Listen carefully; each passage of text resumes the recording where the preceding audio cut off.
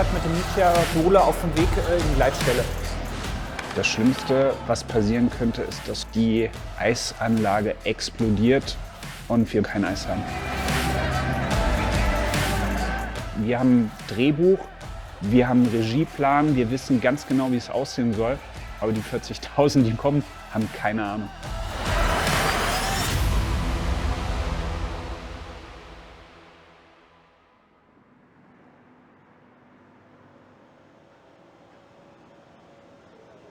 Dann gehen wir doch mal rein in die große Stadionwelt.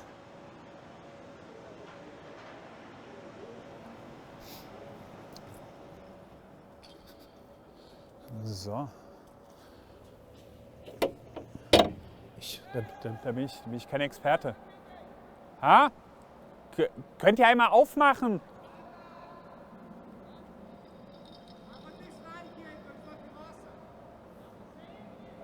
Aber aufmachen kann ich, ja? Ja, als ob ich aufs Eis gehen würde. So, bin ich schon gleich viel zu blöd hier, um das aufzumachen. Ja, bitte einmal ein Profi. Der Kollege hat geflutet, damit man Ja, schön leer alles sind, gut. Ja, wir wollten einmal einen Blick aufs Eis wagen. Ich bin Thorsten Pfennig, 39 Jahre alt und bin Projektleiter zusammen mit der Vanessa Schaumann für das DEL Wintergame und im echten Leben Direktor Finanzen und Organisation bei den Kölner Haien. Hier kommen dann die Spieler hoch, marschieren einmal raus aufs Eis und ja, ich glaube, das Stadion wird dann brennen, um mal so ein bisschen Temperatur hier reinzukriegen. Normalerweise sitze ich da in meinem stillen Kämmerlein und brüte über den Finanzen von den Kölner Haien oder führe da mal das ein oder andere Personalgespräch. Und da ist es jetzt schon auch mal was Besonderes, so ein geiles Projekt ganz vorne mit zu begleiten und zu organisieren. Alles klar, danke dir, ciao.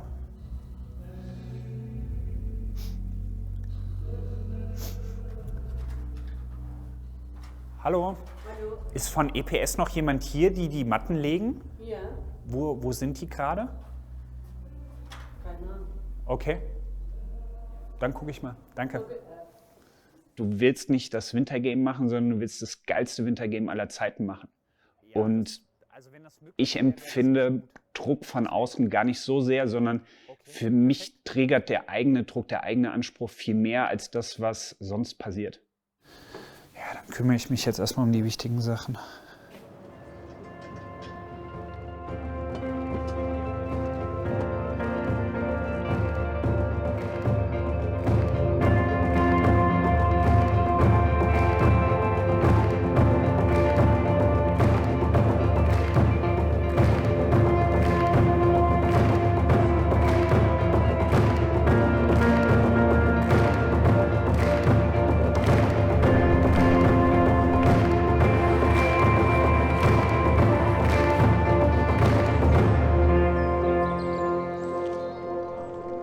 Ja.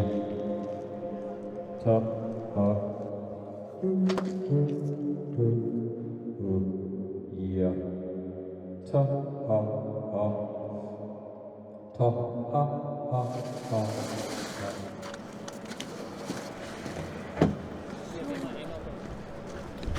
Jetzt musst du kurz aufpassen.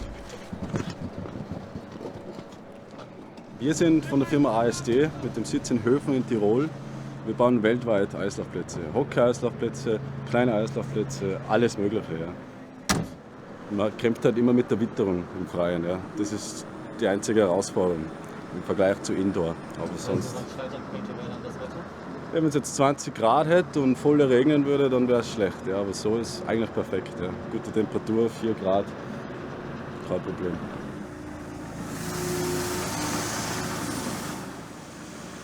Wir sind jetzt seit 3 Wochen in der absoluten Praxis. Da sind Monate der Theorie in die Planung des Wintergames geflossen und 3 Wochen hat es jetzt gebraucht, um das Eis ins Stadion zu bringen und das Ganze drumherum aufzubauen.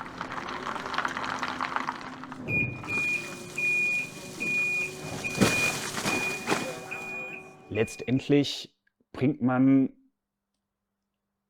Eishockey in ein Fußballstadion, weil es so ein bisschen back to the roots ist.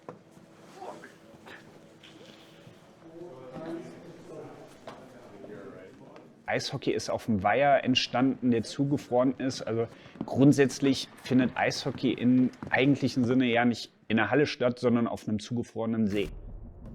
Die Liga veranstaltet das seit ein paar Jahren und es ist halt eine absolute Faszination, Open-Air-Eishockey in Deutschland zu haben und alle miterleben zu lassen. Wir wissen, dass wir irgendwann die Treppe hinten hochkommen und dann in diesem Pott sind. Und da werden, was weiß ich, 45.000 Zuschauer sein. Wir wollen morgen arbeiten, wir wollen hier spielen. Dann gibt 3 Punkte zu vergeben und da wollen wir ein Wort mitreden. Ganz besonderer Moment eben gewesen, als die Ersten dann mit ihren Schlittschuhen hier einmal hoch und man das Geratzen auf dem Eis gehört hat. Ein ganz besonderer Moment. Und es läuft alles nach Plan, auch wenn es jetzt anfängt zu regnen. Aber das gehört einfach dazu, das Wetter. Und ja, es läuft.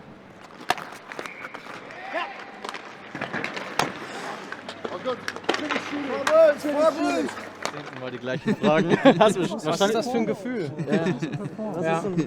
Ja, ich nehme es mir vor. Also eben habe ich ein bisschen hängen lassen, jetzt gebe ich mir Mühe. Ich muss sagen, das Eis ist sehr gut. Man ist natürlich immer gespannt, wie es sein wird, weil es hängt ja immer so ein bisschen von der Witterung ab. Jetzt hat es heute ein bisschen genieselt und nichtsdestotrotz ist das Eis wirklich richtig, richtig gut. Also kann man nur Kompliment an den, der es gemacht hat. Oh, Maxim! Jetzt, wo man doch wirklich kurz davor steht und dann sieht, wie groß das Event ist, was hier alles umgesetzt wurde, damit es stattfinden kann, was es für einen Spaß macht, hier unter dem freien Himmel auch mal trainieren und spielen zu können, da steigt die Vorfreude natürlich immens. Heißt aber auch ein bisschen extra Druck, ne? Ja, wer keinen Druck will, der muss zu Hause bleiben.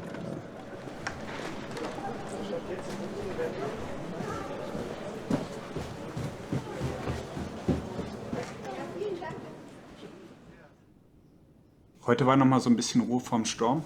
Viele E-Mails, viele Telefonate. Aber morgen ist die Theorie dann tatsächlich vorbei. Und morgen muss dann alles laufen.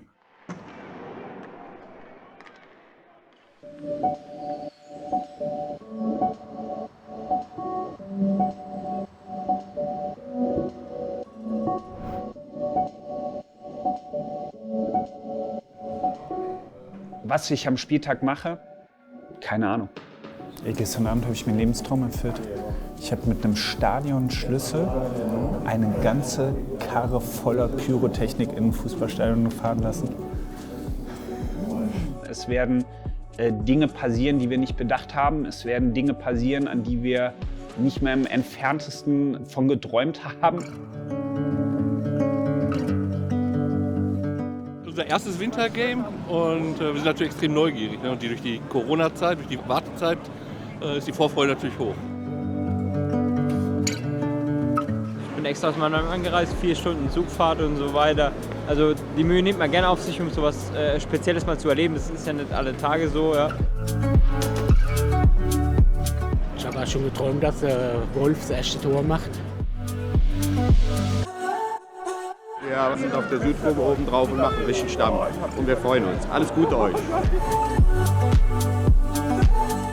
Wir schauen in so viele strahlende Gesichter, sehen Trikots aus ganz Deutschland. Ich habe gerade Jungs und Mädels aus Weißwasser, Ronny und seine Kumpels irgendwie mit 12 Mann hier aus Sachsen hierher gekommen, aus der Heimat von Mirko Lüdemann, um dieses tolle Event zu erleben. Deshalb Puls steigt und es ist echt geil.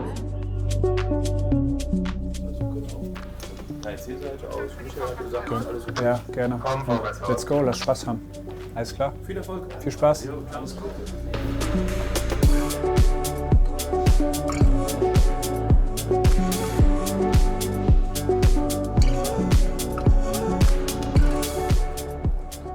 Es sind Menschen im Stadion. Das ist geil. Das ist echt geil. Gefühl von Stolz? Ja, definitiv. Definitiv ein Gefühl von Stolz. Also muss man schon sagen, jetzt kribbelt's. Es fällt ein bisschen Druck auch ab. Jetzt kann es losgehen. Jetzt wollen wir ein bisschen Eishockey gucken.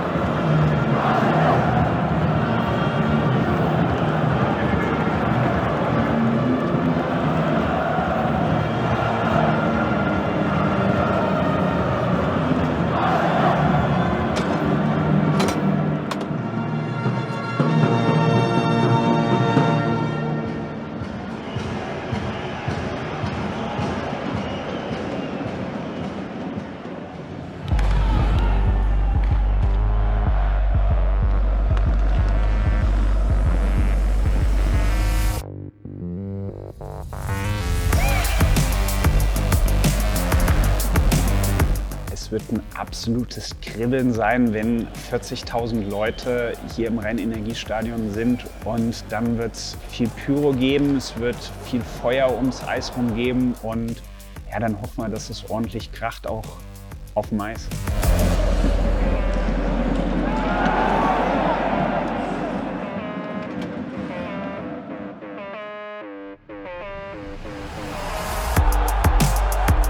Auf dem Eis ist es natürlich ein absolutes Traditionsduell, wenn die Haie auf die Adler treffen und jetzt ja, unter ganz anderen Bedingungen mal, weil das Eis in einem Fußballstadion Open Air ist was ganz anderes als in der schönen, muckelwarmen Längstes Arena.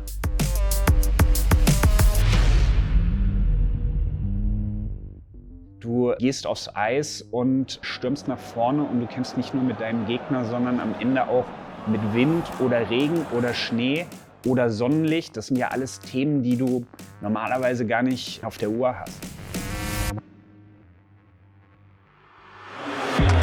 Nächster Schuss, der kommt!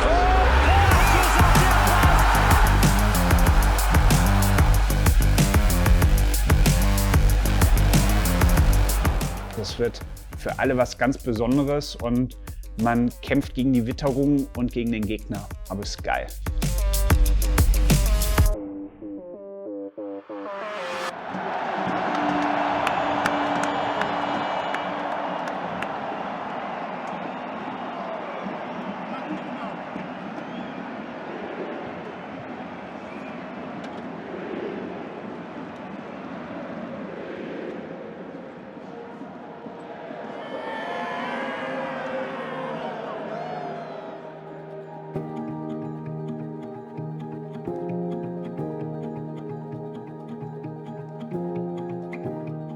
Wenn die Schlusssirene ertönt und dann wirklich das Feuerwerk abgefeuert werden kann, das ist so ein Moment, wo es natürlich für uns auch noch mal kribbelig wird.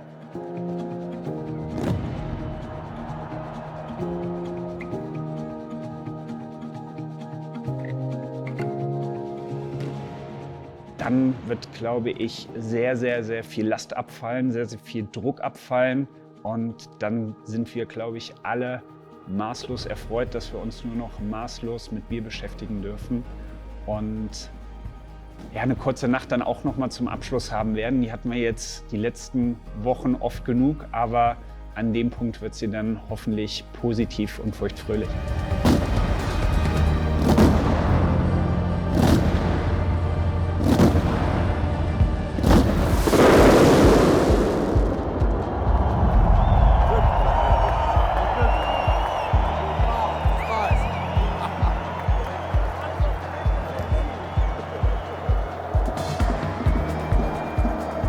Kein Zyniker sein, aber das waren mindestens 2 Spieler, die du gerade in die Luft geschossen hast. Scheißegal. War aber schön, dass du uns zu dem Feuerwerk eingeladen hast. Ja, war nett.